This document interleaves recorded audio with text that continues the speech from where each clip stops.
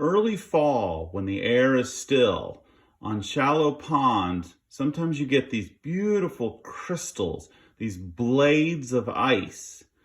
As Myaamia people, we call these Atilawatenge, the ice that is easily broken. And it only forms early in the fall when all is still. We're going to learn a little bit about how that ice actually forms. So we're going to try to make super cooled ice. We need a bowl, some salt. We'll talk about why we need the salt. We need a jar. This is just one I found out while I was hiking, so a good way to clean up the environment with some water in it. A thing of ice. We're going to need a little bit of masking tape, and we're going to need a food thermometer. Okay, so for our experiment, we're going to take our bowl, and we're going to take our jar of water, and we're going to just set it in the center.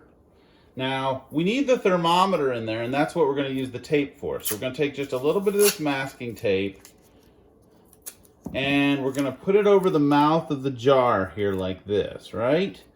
And then we're going to take the thermometer, which has this pointed end, and we're going to put it very gently through the tape. We're just going to shove it through the tape so it sits like this. Just like that. Now we're going to begin filling our bowl. So we're going to put some ice in here, and we want to be careful not to get any ice in the jar. Now we're going to add some salt. I told you I'd tell you what the salt was for. And I bet if you ask your parents or grandparents, they might remember making ice cream with using salt and ice as a mixture around here. We'll just add a little more salt on the top. All right. There we go.